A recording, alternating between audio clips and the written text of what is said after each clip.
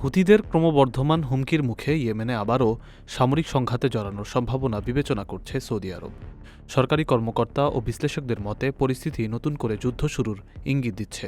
Middle east আইয়ের প্রতিবেদনে বলা হয়েছে, সৌদি প্রতিরক্ষামন্ত্রী খালিদ বিন সালমান ইঙ্গিত দিয়েছেন যে যুক্তরাষ্ট্র হুতিদের বিরুদ্ধে আক্রমণাত্মক সামরিক অভিযান চালাতে সৌদি আরবকে কিছুটা স্বাধীনতা দিতে পারে। তবে এ বিষয়ে এখনও চূড়ান্ত সিদ্ধান্ত নেয়নি রিয়াদ। একজন মার্কিন ও একজন পশ্চিমা কর্মকর্তা জানান, কিভাবে হুতি হুমকির জবাব দেওয়া হবে এ নিয়ে সৌদি রাজপরিবারের ভেতরে মতপার্থক্য রয়েছে। একই সময়ে যুক্তরাষ্ট্র ও ইরানের মধ্যে সংঘাত আরও তীব্র হয়ে উঠছে। এই আলোচনা এমন এক সময় হচ্ছে, সৌদি আরব ও হুতিদের মধ্যে যখন ৪ বছর ধরে চলা যুদ্ধবিরতি সাম্প্রতিক সংঘর্ষে নতুন করে চাপের মধ্যে পড়েছে।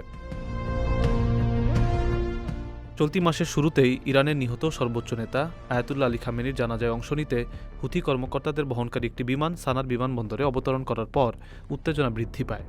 জাতিসংঘ সমর্থিত যুদ্ধবিরতির আনুষ্ঠানিক মেয়াদ শেষ হলেও এতদিন উভয় পক্ষে একটি অনানুষ্ঠানিক কাঠামো মেনে চলছিল। এর আওতায় ইয়েমেন বিমান চলাচল মূলত জর্ডানের আম্মান ও মিশরের কায়রো থেকে পরিচালিত হতো।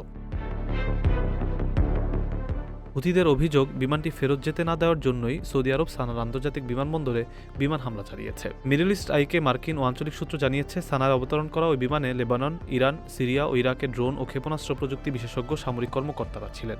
ফেরার ফ্লাইটে ইরানে প্রশিক্ষণের জন্য মনোনীত হুথি কর্মকর্তা ও জ্যেষ্ঠ রাজনৈতিক নেতারাও ছিলেন।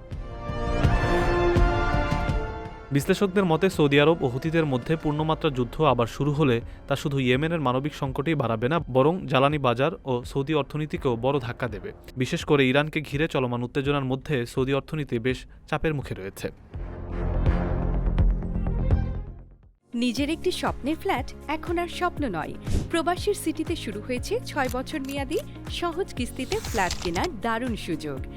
এক ঠিকানায় আধুনিক জীবনযাপনের সব সুবিধা, নিরাপদ, পরিকল্পিত ও বিদেশের মতো স্মার্ট পরিবেশ। আজই বুকিং করুন আপনার পছন্দের ফ্ল্যাট আর গড়ে তুলুন নিজের স্থায়ী ঠিকানা। বিস্তারিত জানতে কল করুন স্ক্রিনে দেয়া নাম্বারে।